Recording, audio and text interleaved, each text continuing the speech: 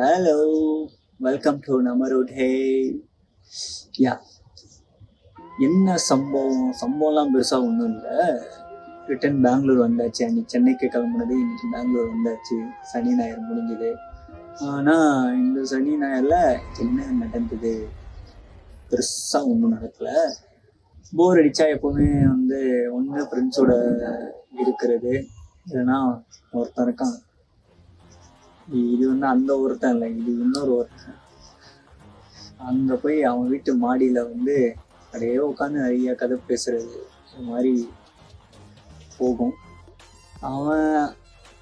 அவன்தான் ஒரு முக்கியமான ஒரு கல்பிரிட். அவனை திட்டுற மூட்ல இல்லை, இப்போ சபிக்கிற மூட்லேயும் இல்லை, திட்டுற மூட்லேயும் இல்லை. தெரில, அவனை நான் என்ன சொல்றதுன்னே தெரில. அவன் சரி விடுங்க, நடந்ததை மட்டும் சொல்றான். அவனை சொல்றதுக்கு எனக்கு மூடு இல்லை. இப்போ சனிக்கிழமை ஜாலியா ஒரு ரைடு போகலாம் அப்படின்னு சொல்லிட்டு கார் எடுத்துக்கிட்டு அப்படியே செம்ம ஜாலியா ஒரு ஓஎம்ஆர் ரோட்ல அப்படியே ஃப்ரீயா போகலாம் அப்படின்ட்டு.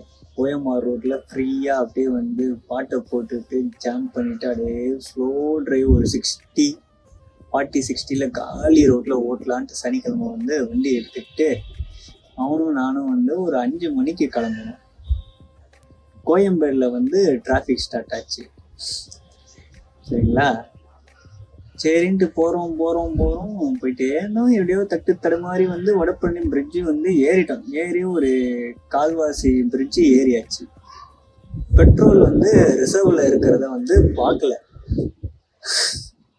நடு பிரிட்ஜில் வண்டி நின்றுடுச்சு. என்ன பண்றதுன்னு தெரியல. நல்ல வேலை ஓரம் கட்டி ரைட் சைடில் பார்க்கிங் லைட்டை போட்டு வண்டி நின்றுட்டு இருக்கு. சரி, நம்மளால இப்போ வண்டி ஸ்டார்ட் பண்ணியும் மேலே போக முடியாது. ஏன்னா பாதி தூரம் வந்துட்டோம். ஈஸியான வழி ரிவர்ஸ்ல அப்படியே கீழே வர்றதுதான். சரின்னு சொல்லிட்டு அப்படியே இவனை இறங்கிட்டு பின்னாடி எல்லாரையும் கிளியர் பண்ணி விட்றா அப்படின்னு சொல்லிட்டு பொறுமையா அப்படியே நியூட்ரல்லே வச்சுட்டு பின்னாடி வந்துட்டே இருக்கேன். இவனை வெளியே எல்லாருமே லெஃப்ட்ல ஏறி போங்க. பஸ்காரன்லேருந்து பைக்காரன்லேருந்து வந்தவன் போறவன் எல்லாம் அசிங்கமா திட்டுறானுங்க. ரொம்ப அசிங்கமா திட்டுறானுங்க. ஏதோ நாங்கள் அவன் குடும்பத்தை அழிச்ச மாதிரியும் அவன் பொண்டாட்டியை ஏதோ எட்டி பார்த்த மாதிரியும் அவன் லவ்வரை அப்படியே நாங்கள் இழுத்துன்னு ஓட்ட மாதிரியும் ரொம்ப பேசுறானுங்க. ரொம்ப பேசுறாங்க. அதனால நான் என்ன பண்ணிட்டேன், இதெல்லாம் நம்மளுக்கு ஆல்ரெடியே பெட்ரோல் இல்லாம கார் நின்றுடுச்சு. ஸோ ரொம்ப காண்டா இருக்கா. இதுல டிராஃபிக் வேற, பின்னாடி வரணும். சரின்னு சொல்லிட்டு மிரரை நல்லா க்ளோஸ் பண்ணிட்டு ஏசியை மட்டும் போட்டு பாட்டை போட்டு நான் பாட்டுக்கு பின்னாடி இவன் திட்டு வாங்கிட்டே இருந்தான். சரி வாங்கட்டும் நானும் விட்டேன். எப்படியும் இறங்கிதான் ஆகணும், வர வழி இல்லை. திட்டினாலும் திட்டலனாலும் இறங்கி கஷ்டப்பட்டு ஒரு 25 நிமிஷம், அரை மணி நேரம் போராடி பாதி பிரிட்ஜில் இறங்கி அப்படியே ஓரம் கட்டிட்டோம். என்ன பண்றதுன்னு ஒண்ணுமே புரியல. சரின்னு அப்படியே நின்றுட்டு இருந்தோம். ஃப்ரெண்டு ஒருத்தனுக்கு கால் அடிச்சு டே இது மாதிரி அர்ஜென்ட்டா நீ எங்க இருக்க, உடனே வா பக்கத்துல அப்படின்ட்டு பார்த்தா. ஏன்னா பெட்ரோல் பேங்க் இப்படி போனாலும் ஒரு 800 மீட்டரு, 1 கிலோமீட்டர், அந்த சைட்லயும் 1 கிலோமீட்டர். இப்போ என்னால பாட்டில்லையும் பெட்ரோல் தர மாட்டேன்றானுங்க எவனுமே. ஏடா கேட்டா நாங்கள் அப்படியே பாட்டிலில் பெட்ரோல் கொடுத்தா நாங்கள் பெட்ரோல் பாம்பு அடிச்சிருவோன்ற மாதிரியும், அர்ஜென்ட்டுக்கு வண்டி நின்றுச்சின்னு சொன்னாலும் தர மாட்டேன்றானுங்க. சரின்ட்டு ஃப்ரெண்டுக்கு கால் அடிச்சு வாடான்னே அவனும் வேலைக்கு கிளம்பிட்டான். அங்கேருந்து வந்தான். அவன் பெட்ரோல் பங்க்ல கரெக்டாக இருந்தான். நல்ல வேலை, டே எக்ஸ்ட்ரா ஒரு 1 லிட்டர் போட்டு வாடா, எனக்கு அர்ஜென்ட்டாக ஒரு பெட்ரோல் மட்டும் வேணும். எனக்கு 1 லிட்டர் ஒரு பாட்டில் மட்டும் எனக்கு கொடுத்தனா போதும், நீ உன் டேங்க்ல போட்டு வா, பாட்டிலில் உன் வண்டியிலேருந்து கைட்டி எடுத்துக்கலாம் அப்படின்னு சொல்லிட்டு அவனை வர வச்சு, அதுக்கப்புறம் ஒரு 1 லிட்டருன்றது ஒரு 1.5 லிட்டரா உருவிட்டான். அவன் ஆஃபீஸ் போகிற பையன்.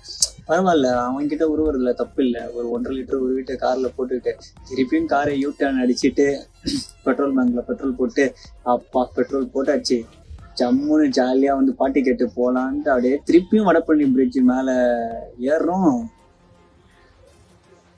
டிராஃபிக் ஆரம்பிச்சது. போகிறோம்.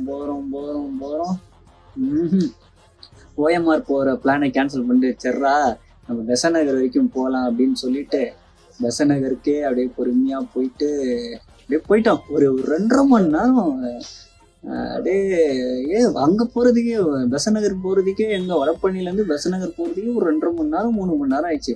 அங்க போனா பார்க்கிங் தொல்லை.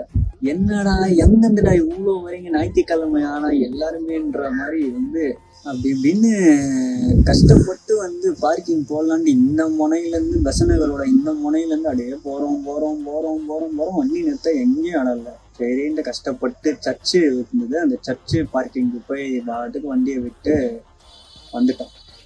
அப்போதான் சொல்லிட்டு தான் வரோம், வீட்டில் போயிட்டு வந்து சொல்லிட்டு தான் வரோம். அப்பயும் திருப்பியும் வந்து ஒரு 1/2 மணி நேரத்துலேயே வந்து காலடிக்கிறாங்க. இவன் எப்படின்னா வந்து வீட்டை விட்டு வெளியவே வந்து விட மாட்டாங்க. அவன் வந்து எங்க போற ஏது போற கரெக்டு ரொம்ப ஸ்ட்ரிக்டா வளர்க்குறாங்கன்றத விட இவன் தான் வந்து வீட்டுல இவன் வந்து வெளியே பெருசா வரமாட்டான். ஆபீஸ் வீடு சரி இந்த பையனை வெளி உலகத்தை காட்டலான்னு கூப்பிட்டு போனா அதுக்குள்ளேயும் ஃபோன் மேல போன். அவங்க அக்கா அடிக்கிறாங்க, அவங்க அடிக்கிறாங்க. சரி எனக்கும் வந்து அவங்க அம்மாவுக்கு உடம்பு முடியலையே சீக்கிரமா போயிடலாமேன்னு சொல்லிட்டு டக்குன்னு போயிட்டு பெசநகர்ல வந்து போயிட்டு பஜ்ஜியை சாப்பிட்டு சோடாவை குடிச்சிட்டு அப்படியே வந்து திருப்பியும் வண்டி எடுத்துட்டு போயிடலான்னு அப்படின்னு நினைச்சா அங்கேருந்து திருப்பியும் வந்து வடபழனி வரைக்கும் போறதுக்குள்ள வந்து டிராஃபிக்கு ஒரு 2.5 மணி நேரம் திருப்பியும் செம்ம வெறுத்தாச்சு. இனிமே வந்து இந்த பீக் டைம்ல வந்து வண்டியவே எடுக்கக்கூடாது. ஒன்று நைட் டிரைவே இல்லை ஏர்லி மார்னிங் இல்லைன்னா பைபாஸ்ல தான் போகணும். இந்த சிட்டிக்குள்ள மட்டும் வந்து எங்கேயும் போக ஆசையே படக்கூடாதுன்ற மாதிரி ஆயிடுச்சு. சரின்னு அன்னைக்கு அந்த நாளை முடிச்சு வீட்டுக்கு போய் என்ன திட்டு வாங்கினான்னு தெரில. ஏன்னா வந்து அவனுக்கு ஃபோன் மேலே ஃபோன் அதிகமாக வந்துட்டே இருந்தது. எப்படியும் கிழிச்சிருப்பாங்க பிடிச்சி அவனை. ஏன் போனேன், எதுக்கு போனேன், எதுக்கு அவன் கூட போனேன் அப்படின்ட்டுலாம். சரி முடிஞ்சு. சரி அடுத்த நாள் ஞாயிற்றுக்கிழமை திருப்பியும் வந்து சாயந்தரம் வந்து ஒரு மாதிரி இருந்தது. அவன் வீட்டுக்கு போயிட்டு அவன் மாடியில் உட்காந்து கதை பேசலாம்னா சும்மா மாடியில் போய் உட்காந்தோம். திடீர்னு ஒரு வேலை வந்துச்சு எனக்கு வந்து வண்டலூர் வரைக்கும் போகிறேன். சரி வாடா வண்டலூர் வரைக்கும் போகலாம் அப்படின்ட்டு அவனுக்கு கூப்பிட்டேன். இல்லை நான் வரல, நேற்றே அந்த திட்டு வாங்கிட்டேன், நான் வரலண்ணா. இப்போ நீ வரையா இல்லை, நான் அவங்க வீட்டில் போய் உன்னை சொல்லி கூப்பிட்டு போகிறேன், 7:30 மணிக்கு ஷார்ப்பாக வந்துடலாம் அப்படின்ட்டு நான் வந்து சொன்னேன். இல்லை வரலன்னு ரொம்ப இடம் பிடிச்சான். நானும் ஓடி பிடிச்சி அவங்க கூட அவன் வீட்டு முனை வரைக்கும் போயிட்டு திருப்பி இங்கே ஓடி வந்து இதே மாதிரி வந்து விளையாடிட்டு கஷ்டப்பட்டு பிரெயின் வாஷ் பண்ணி அப்படி இப்படின்னு பண்ணி அவன் போயிட்டு 1 மணி நேரத்தில் வந்தேன்னு பயத்தில் போய் ஏதோ ஒன்று சொல்லிட்டு வந்துட்டான். திருப்பியும் வண்டி எடுத்தோம். வண்டி எடுத்துட்டு அப்படியே போயிட்டோம். பரவாயில்ல, கரெக்டாக பைபாஸில் போனதுனால சூப்பராக ஒரு மணி நேரத்தில் ஷார்ப்பாக வந்து வண்டலூர் போயிட்டோம். நாங்கள் போயிட்டு அங்கே உட்காந்துட்டு இருந்தோம். ஒரு காஃபி குடிக்கிற வரைக்கும் பையனுக்கு கை வந்து நடுங்குது, கால் நடுங்குது. அப்படி திரும்புறான். அவனுக்கு வீட்டுக்கு அர்ஜென்ட்டாக இப்போ திருப்பியும் போகணும். இருடா கூப்பிட்டு போகிறேன் அப்படின்றேன், கேட்க மாட்டேன்றான். இல்லைன்னா அவனுக்கு எப்படின்னா வந்து அம்மா கிட்ட பால் குடிக்கணுன்ற மாதிரி வந்து கழுதைக்கு வந்து ஒரு 26 வயசு ஆகுது. இப்போ வரைக்கும் ஒரு மாதிரி சொல்லுடா வாயத்து வந்து சொல்கிறான், இந்த டைமில் வந்துடுவேன், இங்கே வந்திருக்கேன், ஃப்ரெண்டு கூட வந்திருக்கேன்னு உண்மையை பேசுகிறான். உண்மையை சொல்கிறதுல எந்த தப்பும் இல்லடான்ற அவன் வந்து ஒரு மாதிரி நெளிகிறான். எனக்கே ஒரு மாதிரி வந்து என்னடா அப்படின்ற மாதிரி சரின்ட்டு. சரி இதில் ஹைலைட்டே என்னன்னா, நான் வந்து சுட டீ குடிச்சிருவேன். ஆனால் எங்கள் வீட்டில் இருக்காங்க பார்த்தீங்களா, எங்கள் பரம்பரையில் வந்து என் அக்காக்காரிலாம் வந்து ஆறுனதுக்கு அப்புறம் தான் வந்து டீயை குடிப்பா. நான் மட்டும் சொன்னேன்டே நான் டீ குடிச்சிட்டேன்டா, எங்கள் அக்கா டீ குடிச்சிட்டோடனே போயிடலன்னா எப்போ குடிச்சு முடிப்பாங்க, அது ஆறுனதுக்கு அப்புறம் தான்டா குடிச்சு முடிப்பாங்க அப்படின்னு. அவனும் வந்து ஒரு மாதிரி இருக்கான். அதுக்கப்புறம் வந்து கீழே வந்துட்டு எப்படியோ வந்து கிளம்பிட்டு அங்கேருந்து திருப்பியும் வந்து சொன்ன மாதிரி வந்து 7:30 நாங்கள் கிளம்புனதே அங்கேருந்து 6:40 கிளம்பணும். 7:40 ஷார்ப்பாக அவனை வீட்டில் கொண்டு போய் நான் விட்டுட்டேன். அதுக்கப்புறம் மேலே போய் அவன் இருந்தானா செத்தானான்னு கூட எனக்கு தெரில. நான் 10 மணிக்கு திருப்பியும் வந்து 10:30 மணிக்கு எனக்கு பெங்களூர் பஸ்ஸு.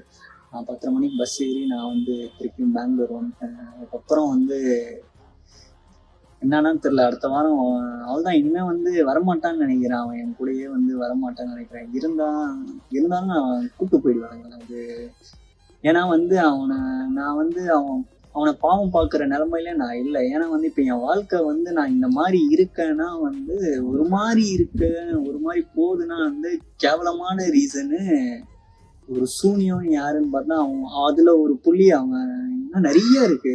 நான் காட்டுறேன், உங்களை ஒரு நாளைக்கு காட்டுறேன்.